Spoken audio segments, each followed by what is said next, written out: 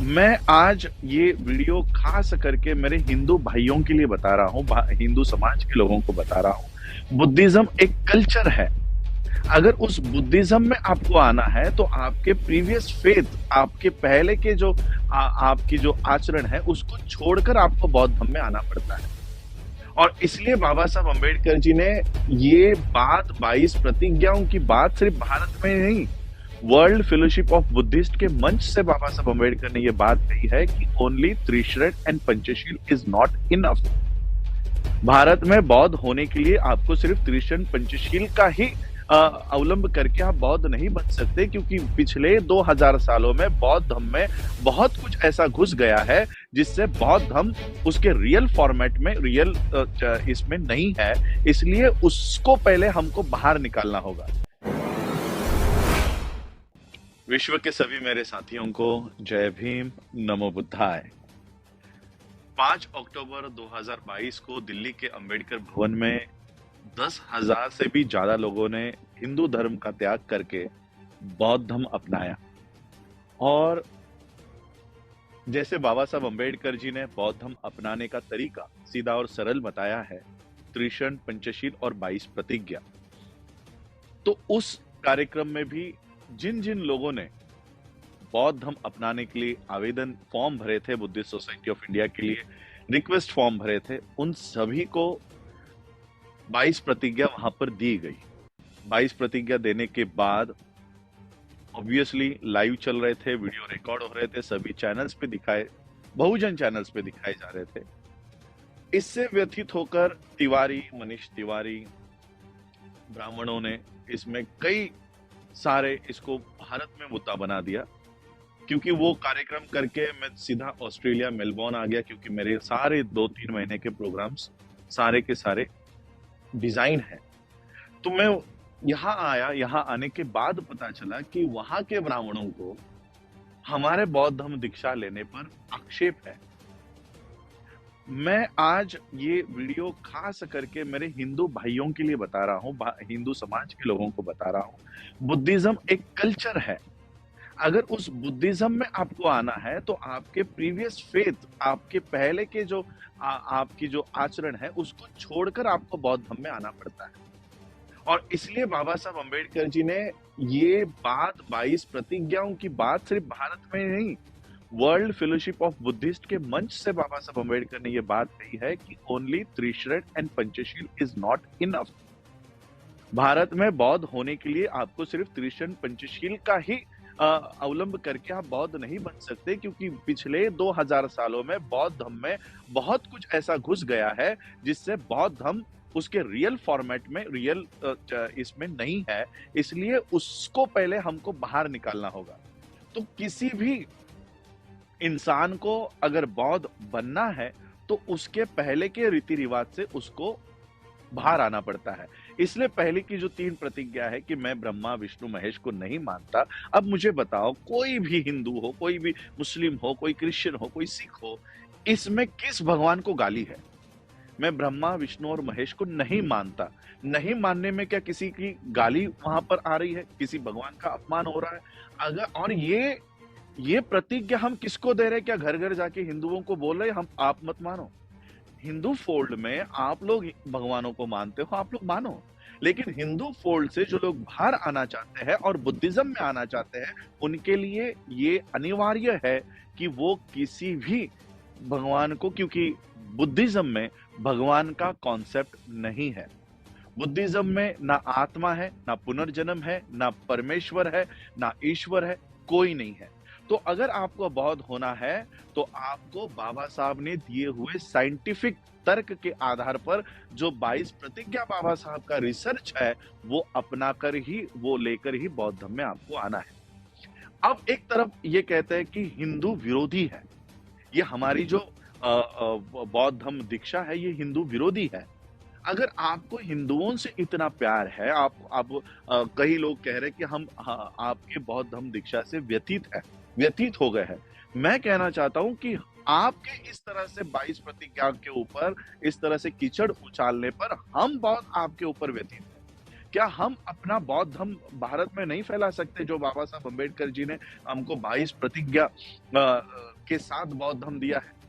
कल 5 अक्टूबर 2022 को इनका कहना है कि किसी पार्टी का मंत्री वहां पर क्यों है। अब मुझे पता नहीं कि इन ब्राह्मणों की असली दिक्कत क्या है, हमारे 22 प्रतिज्ञाओं से है या कोई मंत्री उस मंच पर खड़ा होकर 22 प्रतिज्ञा ले रहा है उनसे है।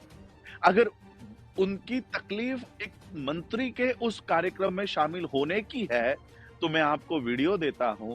5 अक्टूबर 2022 को देवेंद्र फडणवीस, महाराष्ट्र के चीफ मिनिस्टर ही कह लो, क्योंकि जो चीफ मिनिस्टर बिठाया है वो तो कठपुतली है, असली चीफ मिनिस्टर तो देवेंद्र फडणवीस है। सेंटर के मिनिस्टर नितिन गडकरी, ये दोनों भी दीक्षा भूमि के स्टेज से बाबा साहब के 22 प्रतिज्ञाओं का वो उल्लेख कर रहे हैं। तो अगर राजेंद्र पाल गौतम के ऊपर अगर कार्रवाई की मांग आप कर रहे हो, तो नितिन गडकरी की कार्रवाई की भी मांग आपको करनी चाहिए, देवेंद्र फडणवीस की भी कार्रवाई की मांग करनी चाहिए। और उसी के साथ देश का प्राइम मिनिस्टर, जिसने कुछ ही दिन पहले अंबेडकर एंड मोदी नाम का बुक रिलीज किया है, उन्हीं बाबा साहब अंबेडकर ने 22 प्रतिज्ञा दी है। तो 22 प्रतिज्ञाओं के साथ बाबा साहब अंबेडकर और मोदी की तुलना आप कर रहे हो, तो नरेंद्र मोदी के भी रेजिग्नेशन की मांग आपको करनी चाहिए, क्योंकि वो बाबा साहब के विचारों को प्रचार और प्रसार करने का दावा करते हैं। विदाउट 22 वोस आप बाबा साहब अंबेडकर जी को कैसे एक्सेप्ट करते हो, कैसे एक्सेप्ट करने वाले हो, हमें बताइए। तो इसलिए बाबा साहब अंबेडकर जी के जीवन का अनिवार्य और एक अनडिविजिबल पार्ट 22 वोस है।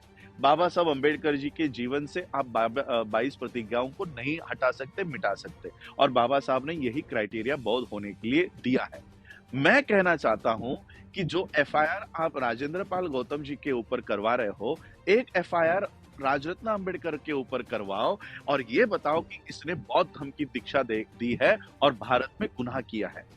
तब जाकर हम आपको विश्व के स्तर पर पकड़ेंगे कि भारत में बौद्ध धर्म का प्रचार और प्रसार करने पर आप हमारे ऊपर एफआईआर करवाते हो। तो जो योगी है, जो मोदी है, जो भारत के बाहर जाकर बुद्धा का गुणगान करते हैं, भारत में अभिधम्मा दिवस बनाते हैं, वर्ल्ड के बुद्धिस्ट मॉन्क्स को बुलाते हैं, हम उनके सामने जाकर कहेंगे कि भारत में हमें बौद्ध धर्म की दीक्षा देने पर अरेस्ट करवाते हैं। किस मुंह से आप भारत के बाहर जाओगे? अब इस 18 तारीख को वर्ल्ड फेलोशिप ऑफ बुद्धिस्ट के कॉन्फ्रेंस में 128 देशों के बौद्धों के सामने में ये बात रखने जा रहा हूं कि आप लोग हमारे बौद्ध धर्म दीक्षा को होने नहीं दे रहे। सारे मीडिया का, मैं तो मोदी मीडिया का, गोदी मीडिया का आभार व्यक्त करना चाहता हूं, जो 22 प्रतिज्ञा हम लोग दिल्ली के मैदान पर ले रहे थे, आपने उसको देश और विदेशों में दिखाया, इसलिए गोदी मीडिया का बहुत बहुत आभार, बहुत बहुत आभार। और मैं शेड्यूल कास्ट के लोगों को कहना चाहता हूं, हमारे इंदर मेघवाल को मारा जाता है, पानी के घड़े को हाथ लगाने पर हम लोग 1 लाख की संख्या में राजस्थान में पहुंचते हैं।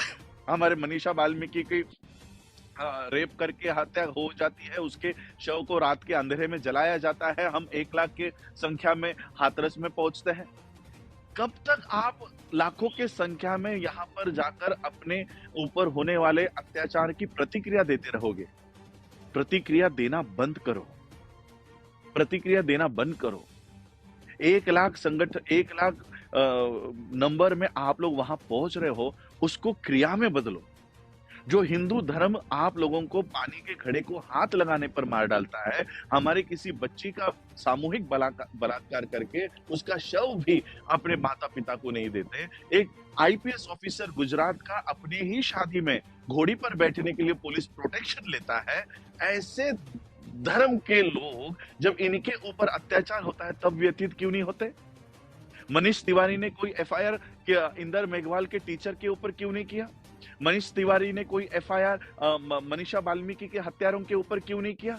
हमारे बौद्ध धर्म अपनाने से आपको तकलीफ है, लेकिन हिंदुओं के साथ जो हिंदू धर्म में होता है उससे आप व्यथित नहीं होते हो। और इसलिए मैं आज ये वीडियो बनाकर इसलिए कह रहा हूं कि सिर्फ 10,000 लोगों ने जब क्रिया की है, बौद्ध धर्म अपनाने की क्रिया की है, बाबा साहब की 22 प्रतिज्ञाओं को एक्सेप्ट करने की क्रिया की है, तब ब्राह्मण प्रतिक्रिया दे रहा है। यही कुछ सालों पहले हम कर रहे थे, वो क्रिया करते थे, हम प्रतिक्रिया कर रहे थे। वो एक्शन कर रहे थे, हम रिएक्शन दे रहे थे। अब हमको एक्शन मोड में आ जाना चाहिए, हमें एक्शन करनी चाहिए। 10,000 लोगों की दिल्ली देश के राजधानी में जब दीक्षा हुई, बौद्ध धर्म उन्होंने अपनाया, पूरे देश ने ये देखा, तब मोहन भागवत के सुर अभी बदले-बदले दिखाई दे रहे हैं। मोहन भागवत कहता है जाति प्रथा खत्म होनी चाहिए। मोहन भागवत कहता है कि ब्राह्मणों को अब शेड्यूल कास्ट के लोगों से माफी मांगनी चाहिए कि उन्होंने इन लोगों को इतना प्रताड़ित किया। देखिए 10,000 लोग इस देश में इकट्ठा हुए और उन्होंने क्रांति की और उन्होंने जो धम्म दीक्षा ली, उस वजह से इतना बड़ा ऑर्गेनाइजेशन का सर संचालक तुम्हारे सामने घुटने टेक रहा है, तुम्हारे सामने माथा टेक रहा है और ये ताकत आप लोगों को पहचाननी चाहिए। बाबा साहब अंबेडकर जी के मूवमेंट को इन लोगों ने इतने सालों तक दबाए रखा, इसलिए हमें पता नहीं चला कि बाबा साहब कितनी बड़ी ताकत हमें जाते-जाते देकर गए हैं। मैं schedule caste, schedule tribe, OBC के लोगों को यही कहना चाहता हूँ कि अगर अब भारत में अब सुरक्षित रह सकते हो, तो बौद्ध धर्म के अलावा आपके पास पर्याय नहीं है और वो बौद्ध धर्म जो 22 प्रतिज्ञाओं के साथ है। अब ये जो लोग कि इस तरह से बातें कह रहे हैं कि अभी ब्राह्मणों को इनसे माफी मांगनी चाहिए, ब्राह्मणों को अब जाति व्यवस्था खत्म करनी चाहिए। अब हमें समझ जाना चाहिए कि ये हमारे 22 प्रतिज्ञाओं से डरते हैं और बुद्ध के धम्म से डरते हैं। ये इनका पिन पॉइंट है, इसको अगर प्रेस करते हो तो ब्राह्मण मुंह खोलने को रेडी हो गया है और वो आपके सामने नतमस्तक होने को तैयार हो गया है। और इसलिए मैं यही कहना चाहता हूँ, जो काम 10,000 लोगों ने दिल्ली में किया है, ये काम लाखों की संख्या में देश के कोने-कोने में होना चाहिए और हर स्टेट में मुझे लगता है आज ही के दिन आज इंडिया में शायद अर्ली मॉर्निंग होगा, 5 या 6 बजे होंगे या ऑस्ट्रेलिया में दोपहर के 11-12 बजे है। आज लखनऊ में भी बौद्ध धर्म का दीक्षा का कार्यक्रम होने जा रहा है, जिसमें ओबीसी बड़े पैमाने पर बौद्ध धर्म की दीक्षा ले रहा है और बनते सुमित रतन जी के माध्यम से ये हो रहा है। उस कार्यक्रम में ज्यादा से ज्यादा लोग पहुंचे और बौद्ध धर्म को अपनाए और वो भी 22 प्रतिज्ञाओं के साथ अपनाए और इस जो व्यवस्था, जाति व्यवस्था का इतने जो हम लोग अत्याचार सह रहे हैं, इसे कहीं ना कहीं अब खत्म करना होगा और ये खत्म सिर्फ और सिर्फ बौद्ध धर्म के माध्यम से हो सकता है। और इसलिए मैं आप लोगों को आज ये बताने आया हूँ कि हमारे 10,000 लोगों ने अगर ये काम किया है, हम और इसका इफेक्ट जो है बढ़ाएंगे और पूरे देश भर में भारत में वापस आने के बाद फिर से बौद्ध धर्म के दीक्षा का कार्यक्रम हर एक स्टेट में हम लोग ऑर्गेनाइज करके इसका 2025 का एक 10 करोड़ लोगों के साथ बौद्ध धर्म अपनाकर बौद्ध देशों के साथ मिलकर हम लोग अपनी व्यवस्था खुद बनाने का काम करेंगे। तो मैं आज यही कहने आया था कि मोहन भागवत जैसा आदमी आज उसके सुर बदले हैं, ये केवल 10,000 लोगों के उस क्रांति की वजह से है।